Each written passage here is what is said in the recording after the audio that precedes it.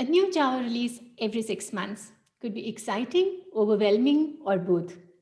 It's usually exciting to be able to work with new features and improve our applications. It can be overwhelming to keep pace with the new versions. Hi everyone, welcome to the session. My name is Mala Gupta, and today I'll talk about how IntelliJ IDEA can help you discover and use Java 17 language features. I'll cover what these features are, why you need them, and how you can use them in your applications. In the session, I would demonstrate how you can use IntelliJ IDEA to get started with using Java 17 features and continue to do so.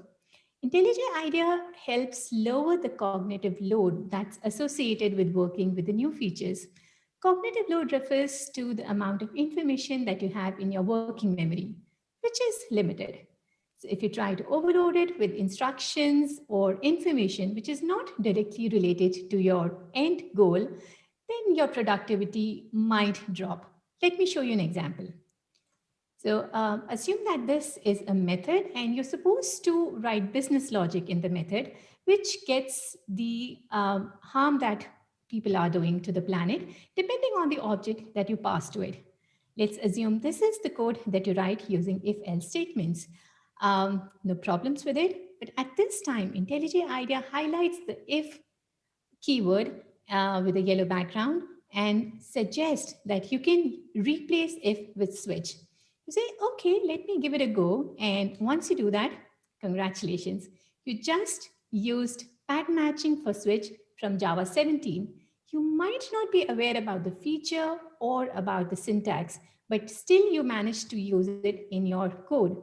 So what we're looking at is not using the next shiny feature. What we're looking at is to work with our business logic to implement the business logic and write the code with minimal errors. And as you would see during the presentation, this, of course, reduces the number of errors that you might have in your application.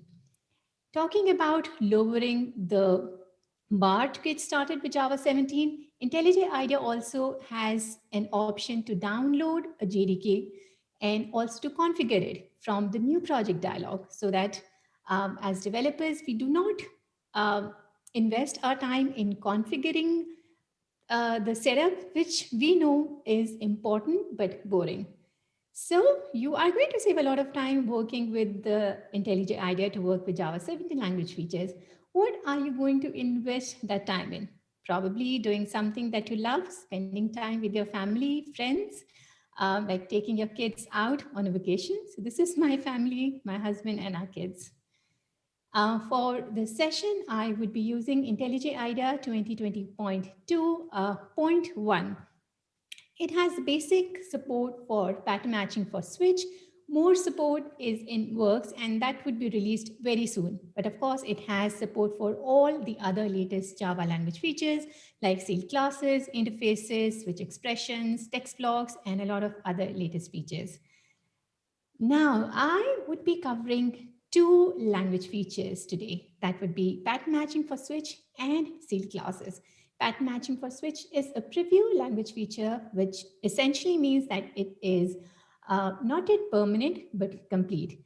So if you have any feedback on this language feature, please submit that to Oracle so that you don't complain about some issues which pop up later or some things that you don't like about it. Yes, before I start, pattern matching is a big topic and it is being delivered by Java in small batches.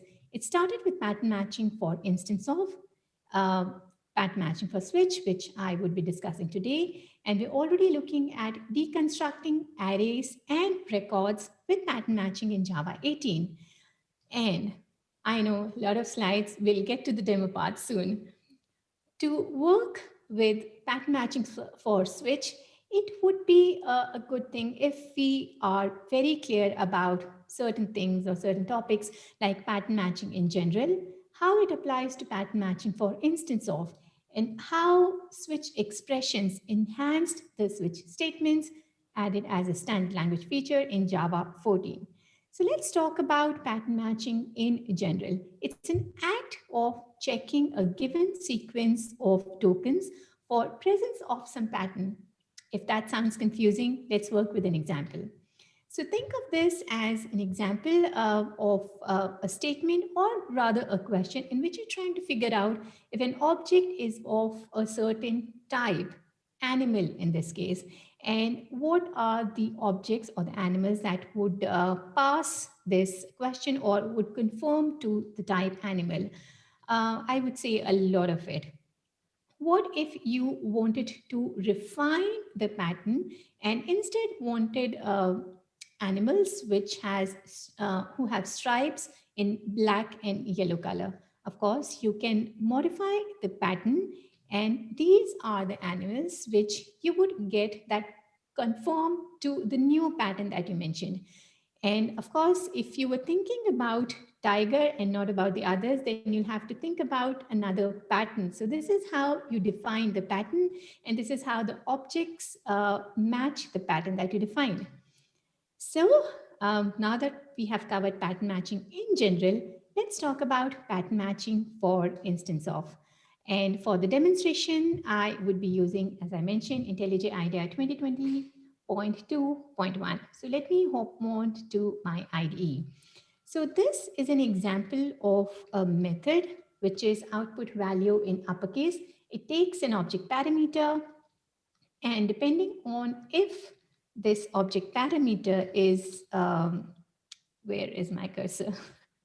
Depending on if the method parameter is of type string, it has a local variable, cast that into string, redundant code, I know, and then it prints it. So let's see what we can do here.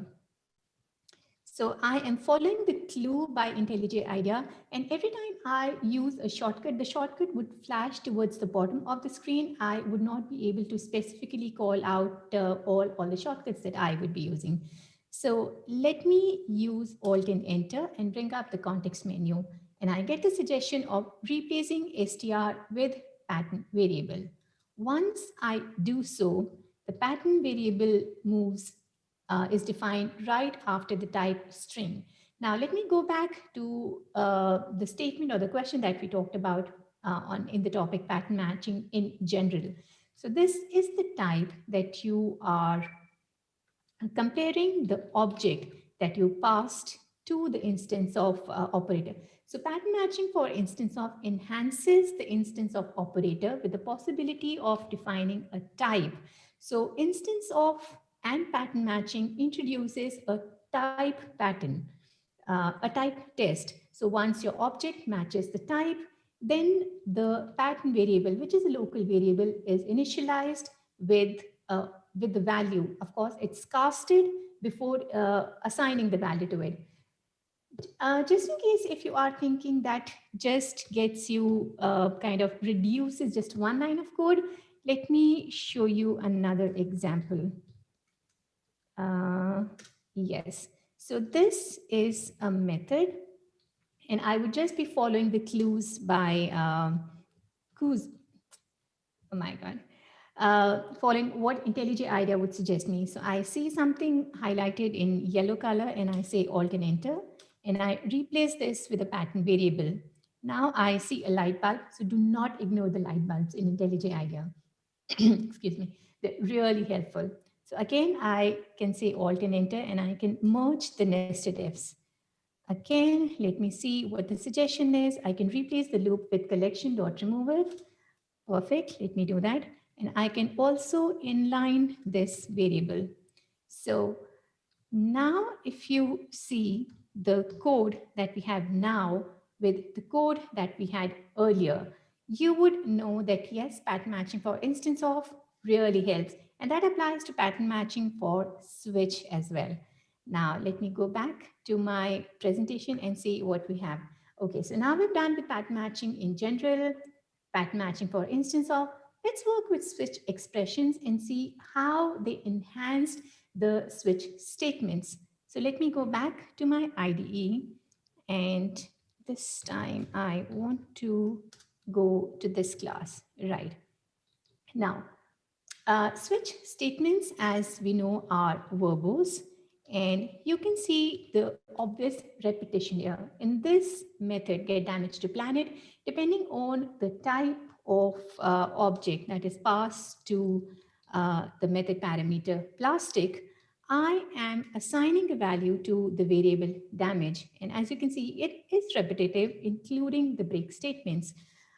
And apart from being verbose and repetitives, which gives the perfect opportunity for the bugs to hide, I can also introduce a logical error here. What happens if I remove the break statement? Let me remove the break statement and see if the tests are running as they should. So let me go to this class and let me see if you already have some test. Yes, we do. Okay, and these are the tests which I've already defined.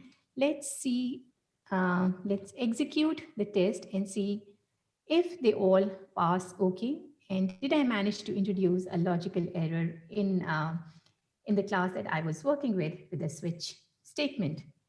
Yes, I did. One of the tests did not pass. It says the actual value is 200 and the expected value is 100. So let me go back to the class and let me undelete the break statement. Now, what I can do is to get rid of all the verbosity and to avoid the error as well, the logical error, which can be introduced by switch statements. I can replace the switch statement with a switch expression. So this looks good. And what other suggestions do I have? I can remove the default branch in this case because what other, okay.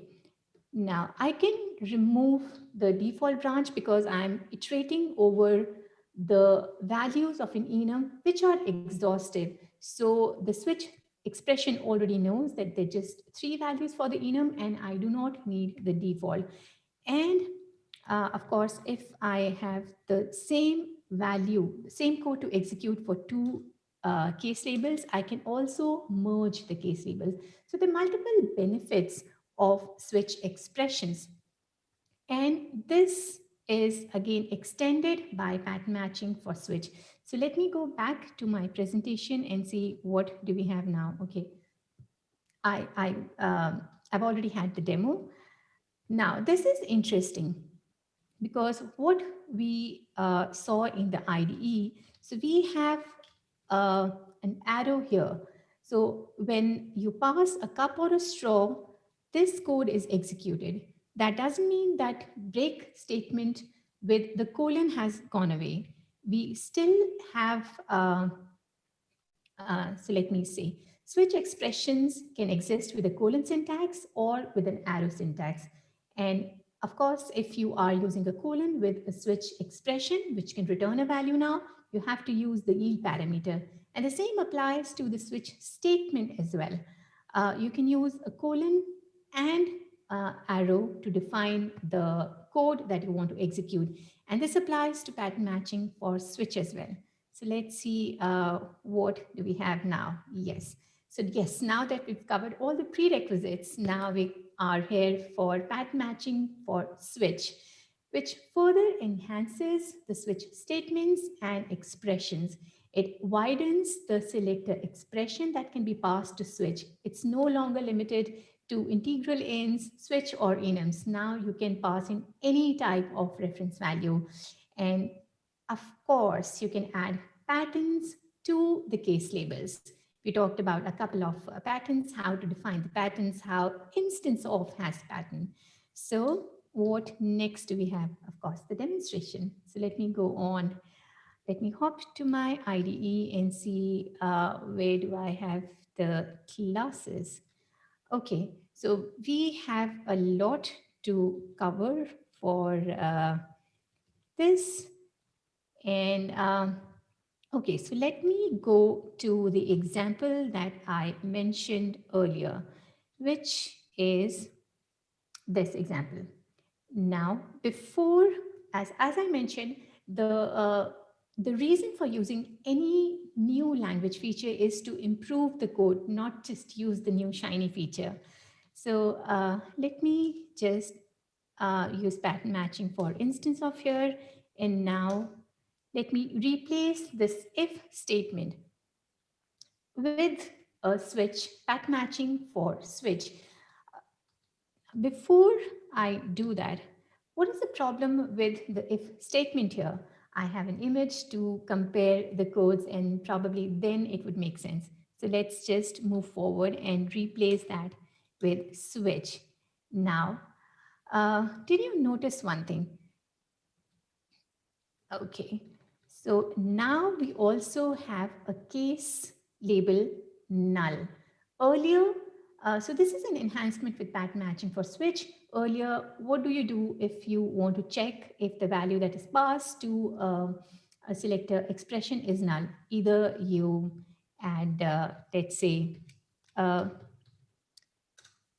the annotation, or probably you could have something like if object is null, and then you probably say return some random value. But now you don't have to do so uh, because you can pass in so many types of values to pattern matching for switch that it makes sense to have a label that takes care of null values which are passed to the selector pattern, which in this case is object. Yes. And what else can I show you? Yes, I talked about how, what is the difference when you use pattern matching for switch and versus using the long chain of if statements. Let me go to my editor and show you how it matters. So it reduces the cognitive complexity. The if statements looks something like this. You do not know when you start with the if statement, you do not know which path you would take. And now compare this with the switch, pattern matching for switch. Even though the logic is more or less same, but it looks much more clearer. So it really helps to use and read pattern matching for switch rather than using long chains of if-else statements. And as you saw, it's much more concise and offers a lot of other benefits, which we'll see. Um, and yes, you can also use the same thing, colon and arrow, both with switch statements and expressions, which use pattern matching for switch. I know I'm using switch and pattern matching so many times. My teammates now call me Switchy Mala. Okay, now before we go to seed classes, let me go back to my IDE and see what else can I show you. Okay, so we talked about reducing cognitive complexity, handling null, and converting to switch statement. Okay, so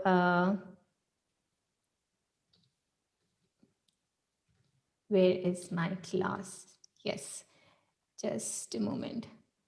I know it gets difficult sometimes. Okay, so now what happens is, let me go back to the code that we had earlier. And what happens if I do not use pattern matching for instance of? In this case, IntelliJ IDEA would convert my if set of if statements to switch statement and not switch expression, because I have multiple lines of code here. So probably you might want to work with your code before you convert, because it doesn't make sense. Yes, probably we would improve that support in a future version. I don't know as of now. Now, what else? So in this case, so this is the pattern variable, and the scope, now let me just change it. Okay, no, that's okay. So this is a pattern variable, and the scope of the pattern variable, let me go back to the code that I had. And now, okay. Now this is a pattern variable, and the scope of this pattern variable is limited to the code that you have on the right side of the arrow. Of course, this is just one line of code. You could have multiple lines of code, a block of code to execute. Of course, then you would need braces to mark the end or the start. The other thing is what happens if you handle, so in this case, are we handling, okay, so let me just define another case label.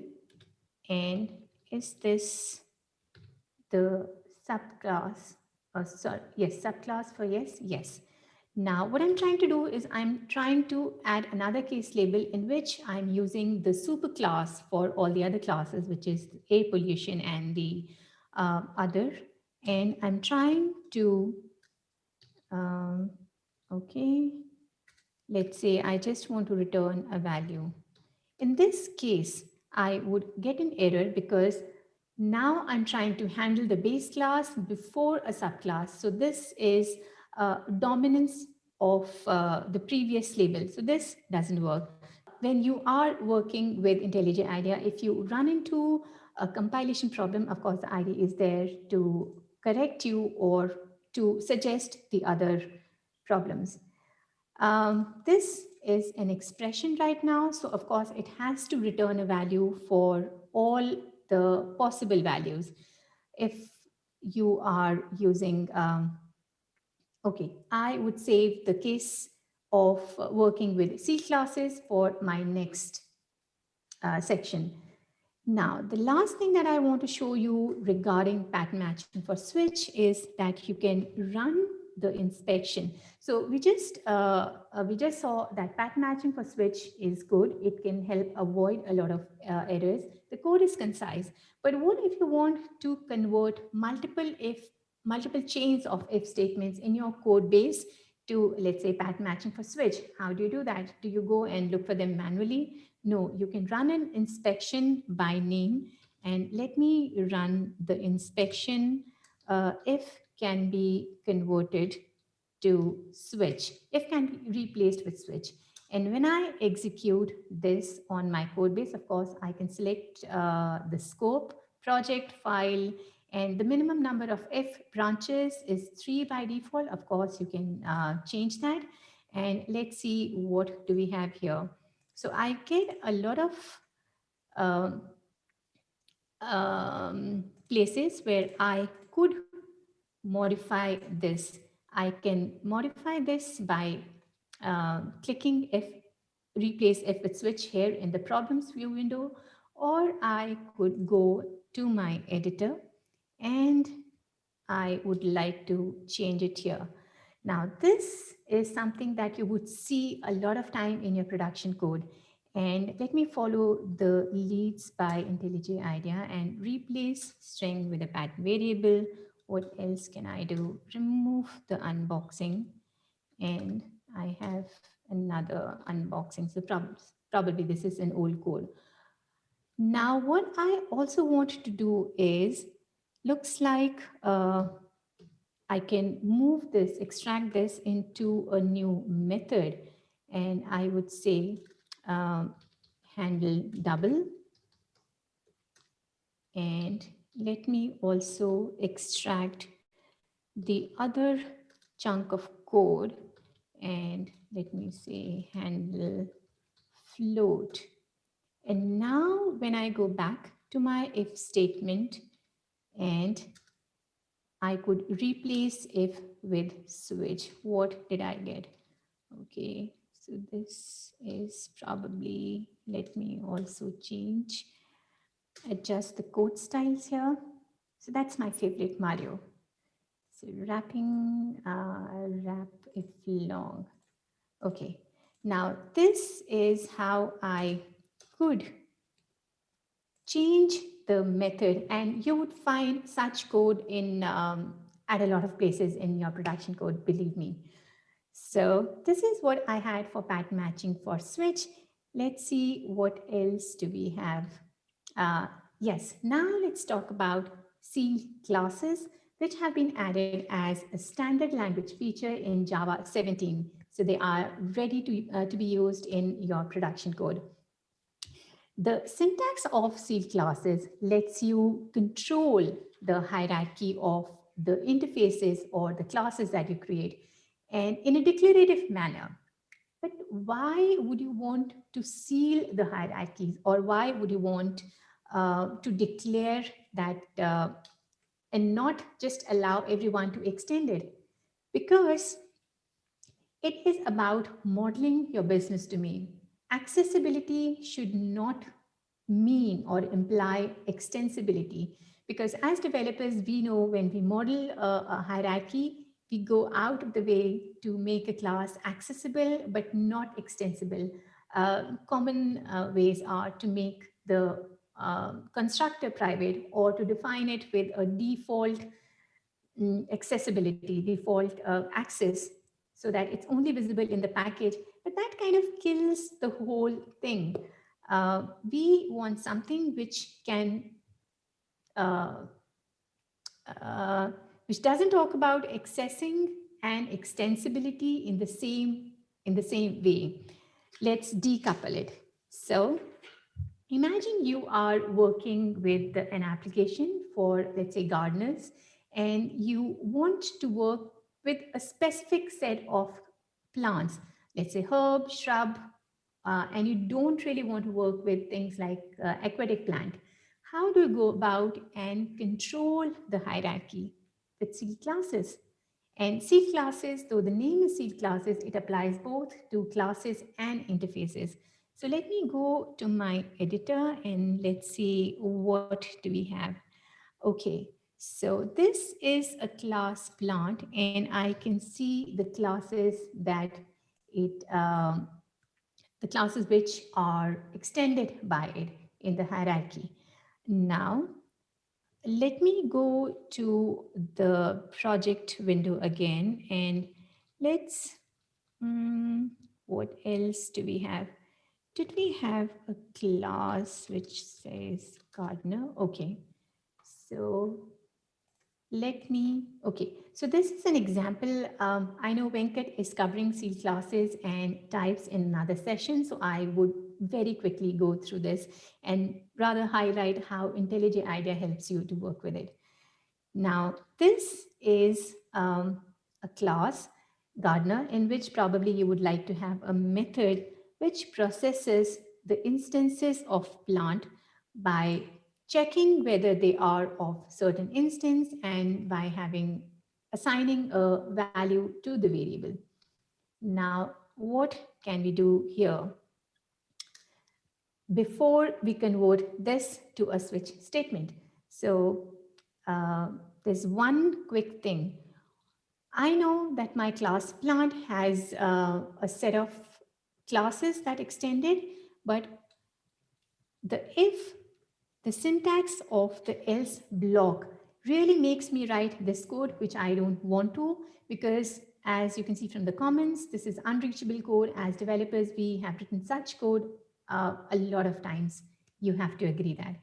Uh, what if when I use pattern matching for switch, I don't have to use this else statement? Let's see how this can help. Before I do that, I need to seal my classes. So let me go to my plant class, and I can say Alt and Enter, and I can say seal class. Once I do that, IntelliJ IDEA can detect which are the classes implement this class plant, and it adds the permit clause and the list of the classes that extend this class. And the classes can be non-sealed, they can be sealed, or they can be final. So in this case, this is final. I can make herb. What happens if I delete this? So I get an error and then a suggestion that I can make it final. Now let me quickly go back to my gardener class and see what I can do here. I can replace the if with a switch block. In this case, I do not really have to use the default case. Now this works well. I am able to seal my hierarchy and I don't need to define the code that I don't need. And this applies to uh, sealed interfaces as well. So this is an interface and a sealed class, and this really promotes strict checking of the types, which was not the case if you were using non-sealed classes or interfaces. Right, and in Java 17, because this is a language, standard language feature, check out the Java API and find out the classes or the interfaces which are actually using sealed classes and interfaces. Yes, they are, which are using it. And of course, because this was a quick session, I might have missed some points, but you can check out this blog post for details on how to use IntelliJ IDEA to work with Java 17 language features. Thank you for watching, and I hope you were able to learn one or 2 points. Thank you very much. And you have amazing sessions lined up. The first one is on Java Management Service. What is it? Why do we need it? And modern scalable concurrency for the Java platform. Go ahead and pick the one that you want to watch.